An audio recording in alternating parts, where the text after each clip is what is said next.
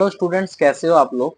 बहुत सारे बच्चे गैप ईयर के बारे में पूछ रहे हैं क्योंकि ये गैप ईयर एक ऐसी चीज है जो कंफ्यूज कर रहा है बच्चों को मास्टर के कोर्स में एडमिशन लेने के लिए। जैसे कि आपका एलएलबी हो, बीएड हो, एमए हो, तो कुछ बच्चे ऐसे हैं जिनकी ग्रेजुएशन 2-3 साल पहले हुई है। जैसे सपोज करो 2019 में हुई है और अब वो 2024 में वो एडमिशन लेना चाहते हैं। तो ये 19 से 24 ईयर का जो गैप है ना, ये बीच में 19 में एडमिशन नहीं लिया उन्होंने, 20 में नहीं लिया, 21 में नहीं लिया, 22 में नहीं लिया, तो ये बीच में जो 23 में भी नहीं लिया, ये बीच में जो गैप आया हुआ है, इस गैप के को हमें गैप सर्टिफिकेट के रूप में दिखाना होगा। ये बच्चों का सवाल है और ये बच्चे काफी ज्यादा सवाल पूछ रहे हैं कि गैप ईयर सर्टिफिकेट देना होगा कि नहीं देना होगा।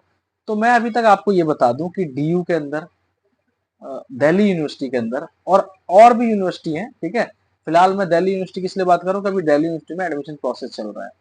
तो दिल्ली यूनिवर्सिटी के अंदर अभी तक कोई बच्चा ऐसा नहीं मिला है जिससे ये कहा गया हो कि भाई तुम गैप ईयर सर्टिफिकेट लेके आओ, ठीक है। तो गैप ईयर अगर अगर आपका है तो आप बेझिझक होकर के मास्टर में एडमिशन लो। बस आपके पास ये डॉक्यूमेंट्स होने चाहिए, डिग्री, मार्कशीट, डिग्री मार्कशीट ये सब होना चाहिए, ठीक है। सारे जो आपके ईयर वाइज हैं वो सालों का आपका क्लियर होना चाहिए, ठीक है। उसके बाद आप ये प्रोड्यूस करो और एडमिशन आराम से ले लो, ठीक है।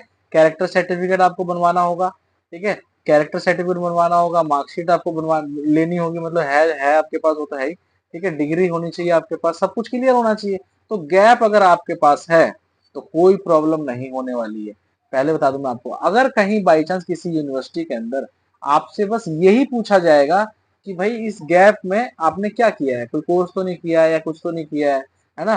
तो ये इसलिए पूछा जाता है कि भाई कई लोग ऐसे होते हैं कि एक कोर्स चल रहा होता है, दूसरे कोर्स में एडमिशन ले लेते हैं, है ना, इस वजह से ऐसा कुछ पूछा जाता है। हालांकि आपको इससे कोई प्रॉब्लम नहीं होने वाली है। बस एक कंडीशन यही होती है कि आप जिस कोर्स में एडमिशन ले रहे हैं उसका अपर एज लिमिट जो है वो खत्म नहीं होना चाहिए, उसका अपर एज लिमिट खत्म नहीं होना चाहिए। बस उसके बाद आप जो है आराम से एडमिशन ले सकते हो। एलएलबी हो गया, बीएड हो गया, जिसकी कोई अपर एज लिमिट नहीं है, आराम से आप एलएलबी जब मर्जी करो और बीएड जब मर्जी करो, ठीक है। और भी कोई यूनिवर्सिटी है वहां भी गैप ईयर से कोई इशू नहीं आता है।